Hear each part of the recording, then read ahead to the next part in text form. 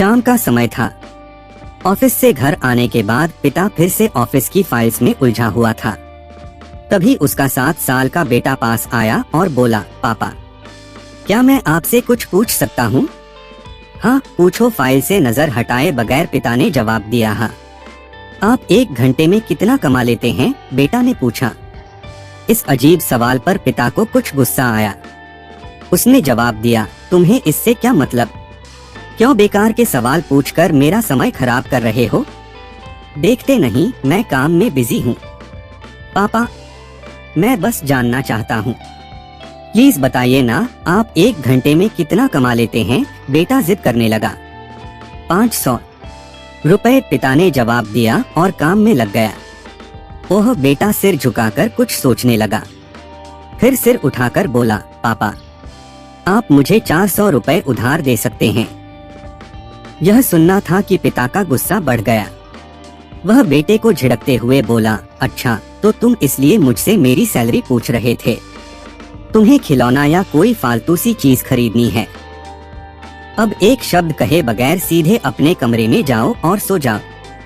मैं इतनी मेहनत से पैसे इसलिए नहीं कमाता कि तुम्हारी हर फालतू मांग पूरी कर सकूं। बेटे का चेहरा उतर गया। भारी कदमों से वह वहां से चला गया। पिता कुछ देर तक तो बेटे की बात पर नाराज रहा, फिर काम में लग गया।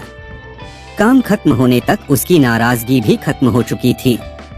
अब उसे बेटे के प्रति अपने खुद के व्यवहार पर दुहक होने लगा। वह सोचने लगा कि हो सकता है बेटे को सच में किसी जरूरी चीज के लिए 400 रुपए की जरूरत हो, वो वैसे भी हर समय पैसे नहीं मांगता। वह बेटे के कमरे में गया, देखा बेटा बिस्तर पर लेटा हुआ था। उसने पूछा, सो गए क्या? बेटा तुरंत उठकर बैठ गया और बोला, नहीं पापा मैं जगा हुआ हूँ। बेटा मैं काम की वजह से परेशान था और मेरा काम का गुस्सा तुम पर निकल गया। मुझे तुम पर गुस्सा नहीं करना चाहिए था। ये लो 300 रुपए जो उस समय तुम मुझसे मांग रहे थे। पिता बेटे के पास बैठते हुए बोला। थैंक यू पापा, बेटा चहक उठा।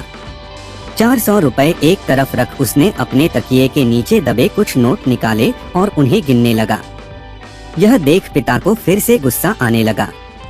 वह गुस्से में बोला, जब तुम्हारे पास पहले से ही पैसे थे तो तुम और पैसे क्यों मांग रहे थे? क्योंकि मेरे पास पूरे पैसे नहीं थे पापा, अब हैं, बेटे ने मासूमियत से जवाब दिया। पापा ये लीजिए 500 रुपए। क्या इससे मैं आपका 1 घंटा खरीद सकता हूँ? प्लीज कल आप घर जल्दी आ जाना, मैं आपके साथ डिनर करना चाहता हूँ। बेटे की बात सुनकर पिता अवाक रह गया। सीख, हम पैसे कमाने की जद्दोजहद में इतने ज्यादा व्यस्त हो जाते हैं कि हमारा परिवार पीछे छूट जाता है।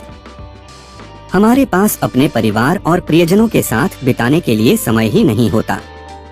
समय धीरे धीरे हमारे हाथ से फिसलता चला जा रहा है और बीता समय कभी वापस नहीं आएगा।